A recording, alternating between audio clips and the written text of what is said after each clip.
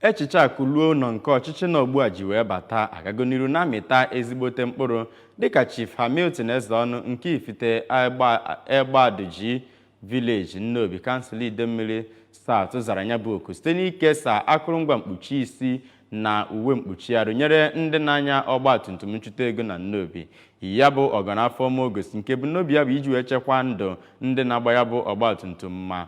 chụọ ndị mpụ na ndị ụlụa na ọsọ kweru ala n'obodo ahụ tinyekwaziri ndị ọzọ na-eji ọgba tumtum were na-alụ alụlụana dị iche iche na ya bụ obodo. Ya bụ mmemme dọtara eze ọdịnala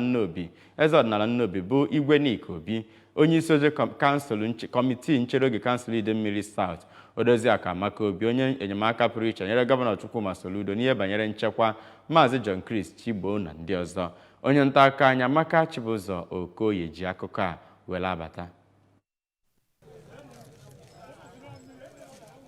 Mgbe ọ na-agwazi ndị nta akụkọ okwu ihe banyere njem a ọ zọpụrụ iji wee nye ndị ọkada ihe okpu a na-ekpu n'isi na uwe dị iche iche ka onye butere ihe ndị ahụ bụ Chief Ezeonu sịrị na ọnwụ a na-anwụgacha site n'ihe mberede okporo ụzọ bụ nke a ga-egbochiwu ma ọ bụrụ na eyiri okpu isi ma yirikwe akwa ndị ahụ ga-egosi na ha nọ n'ụzọ. Chief Ezeonu gara n'iru ma kọwaa na agaghị arapụrụ gọọmenti ihe niile ka ha na-eme, na o kwesịrị ka ndị mmadụ ndị nwere ebumnwefu sonye n'ihu na a na-emepe obodo ma na-enwe ọganiru, ma kpọọ oku ka ndị a na-agba ọgbatumtum dị iche iche ka ha bụrụ ndị nke ga-agbasi mbọ ike ịhụ na ha nọ n'ọnọdụ nchekwa ma ndị ha bụ, ma sikwazịa na mgbe ha na-eme otu a na agaghị enwezi ihe mberede nke ga-ebute iju anya. Onye ọchịchị nchere oge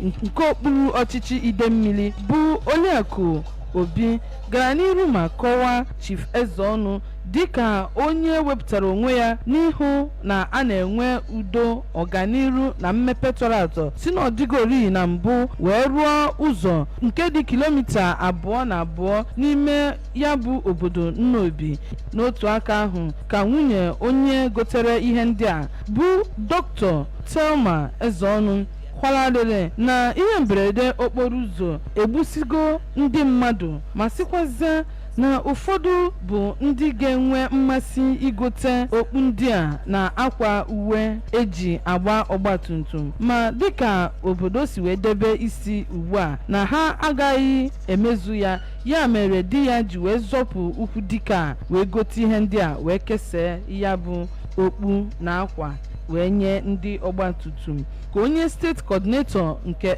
FRSC Special Marshal bụ Maazị Patrick Esumai sịrị na ihe ndị ahụ enyere ndị ọgbatumtum a bụ ihe bụzi ihe njirimara, ma kọwaa na ọ dị oke mkpa n'ihi na ọ na-achụpụchasị ndị a na-akpa ajọ mkpamkpa n'obodo ma ndị na-ejikwa ọgbatumtum a arụ arụrụ ana na mpụ niile dị iche iche, ma yọsịa ha ka ha kwụsịzịa ịgbafe ogo one ha kwesịrị ị na-agba ma ọ bụ ịṅụ mmanya na-aba n'anya ma na-agba ya bụ ọgbatumtum, ma ọ bụ fachie ntị ha na-egerinwe egwu wee na-aga na ọ na-ebute ọnwụ. Mgbe ọ na-egosipụtazi obi ụtọ ya n'aha ndị Nnobi Motorcycle Riders ka Maazị James Agbo kenere Chief Ezeonu maka enyemaka na mkpalite o nwere wee lụta ndị a na-agba ọgbatumtum, ma sikwazịa na ha ga-akwụdosi ike na ya bụ iwu na ntụziaka enyere ha ka e wee